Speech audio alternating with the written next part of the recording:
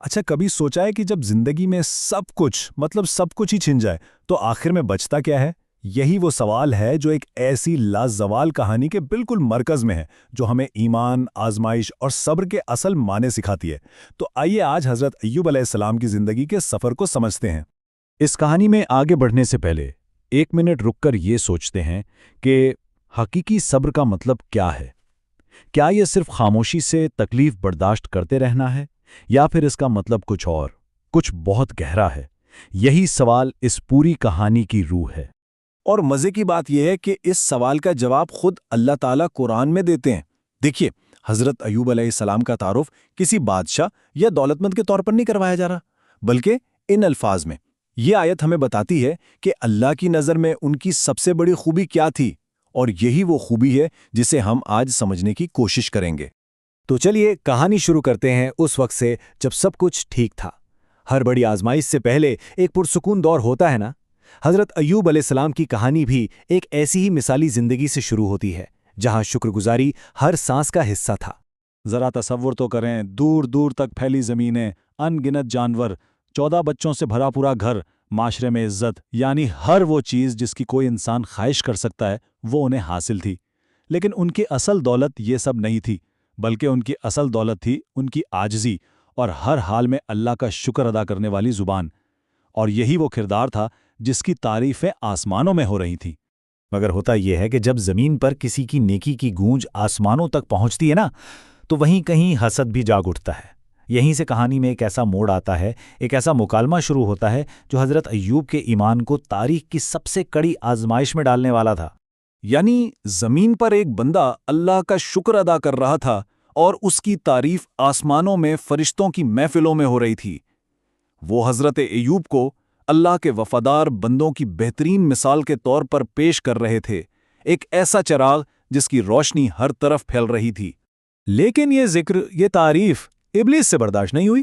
اس نے اللہ کی حکمت کو چیلنج کر دیا۔ اس کا دعویٰ تھا کہ ایوب کا ایمان کھوکھلا ہے، یہ تو بس نعمتوں کی وجہ سے ہے، یہ سب ہٹا کر دیکھو، اس کی زبان پر شکوے کے علاوہ کچھ نہیں ہوگا، اس کی عبادت رک جائے گی۔ اب اللہ تو دلوں کا حال جانتا تھا، اسے اپنے بندے پر کوئی شک نہیں تھا۔ اس نے یہ اجازت اس لیے نہیں دی کہ وہ ایوب کو آزمانا چاہتا تھا، بلکہ اس لیے دی تاکہ پوری دنیا پر یہ ثابت ہو جائے کہ اس کے بندے کی محبت اور وفاداری کسی نعمت کی محتاج نہیں ہے۔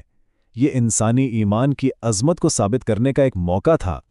اور پھر آسمان پر ہونے والا وہ مکالمہ زمین پر آزمائشوں کا ایک طوفان بن کر اترا۔ یہ حضرت ایوب کے صبر کا وہ امتحان تھا جس کی مثال تاریخ میں ملنا مشکل ہے۔ پہلا وار ہوا ان کی دولت پر۔ کل تک جو ہر چیز کے مالک تھے، آج ان کے پاس کچھ نہیں بچا۔ پلک جھپکتے میں سب کچھ ایسے ختم ہو گیا جیسے کبھی تھا ہی نہیں۔ اب ایسے میں کوئی بھی ہوتا تو چیختا، چلاتا، شکوہ کرتا، لیکن حضرت ایوب نے کیا کیا؟ انہوں نے سجدہ کیا اور کہا، دینے والا بھی وہی تھا، لینے والا بھی وہی ہے۔ ان کے اس ایک جملے نے شیطان کا پہلا وار پوری طرح ناکام کر دیا۔ دولت تو آنی جانی چیز ہے، لیکن اگلی آزمائش اس نے تو جیسے روح کو جھنجھوڑ کر رکھ دیا۔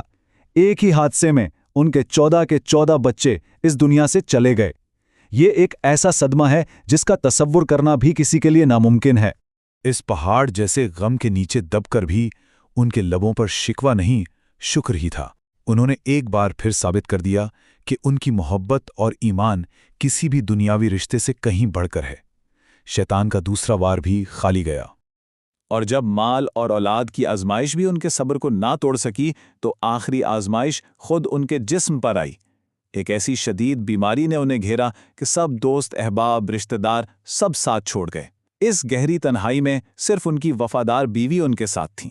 جسم تکلیف میں تھا، مگر دل اور زبان اللہ کی یاد میں مصروف رہے۔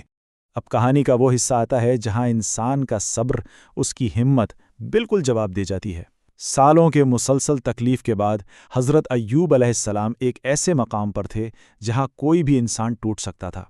ایک دن ان کی بیوی، جو ان کی حالت دیکھ کر بالکل بے بس ہو چکی تھیں، انہوں نے کہا کہ آپ اللہ سے اس تکلیف کو دور کرنے کی دعا کیوں نہیں کرتے؟ اس پر حضرت ایوب نے ایک سوال پوچھا، ہم نے کتنے سال خوشحالی میں گزارے؟ جواب ملا، 80 سال۔ پھر پوچھا، اور تکلیف میں کتنے سال ہوئے؟ جواب تھا، صرف 7 سال۔ تب انہوں نے کہا، مجھے اپنے رب سے شرم آتی ہے کہ 80 سال کی نعمتوں کے مقابلے میں صرف 7 سال کی تکلیف پر شکوہ کروں۔ آخر کار جب انہوں نے دعا کے لیے ہاتھ اٹھائے بھی تو ان کے الفاظ دیکھیے، کوئی شکایت نہیں، کوئی گلہ نہیں کہ میرے ساتھ ہی ایسا کیوں ہوا۔ انہوں نے صرف اپنی حالت بیان کی، اے میرے رب، مجھے شیطان نے تکلیف اور عذاب میں مبتلا کر دیا ہے۔ یہ ایک بندے کی اپنے رب کے سامنے خالص عاجزی تھی۔ اور جب بندہ اس طرح ٹوٹ کر اتنی عاجزی سے پکارتا ہے نا، تو اللہ کی رحمت جوش میں آ جاتی ہے۔ یہ کہانی کا وہ لمحہ ہے جہاں آزمائش کے کالے بادل چھٹ جاتے ہیں اور رحمت کی بارش شروع ہوتی ہے۔ جواب کسی لمبی تقریر میں نہیں آیا، بلکہ ایک سادہ سے حکم میں، اپنا پاؤں زمین پر مارو۔ انہوں نے جیسے ہی پاؤں زمین پر مارا، وہاں سے ٹھنڈے پانی کا ایک چشمہ پھوٹ پڑا۔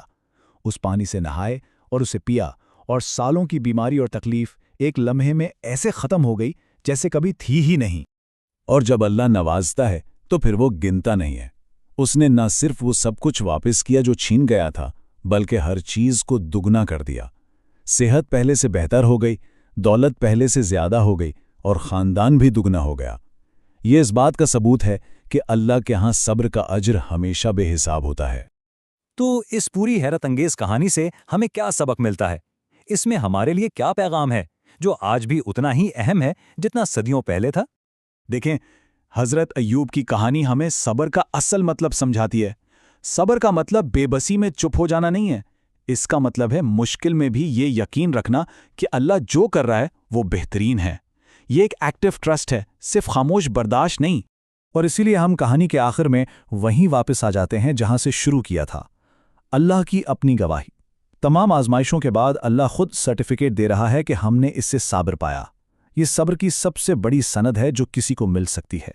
تو آخر میں پھر وہی سوال کہ جب زندگی میں سب کچھ چھن جاتا ہے تو پیچھے کیا بچتا ہے؟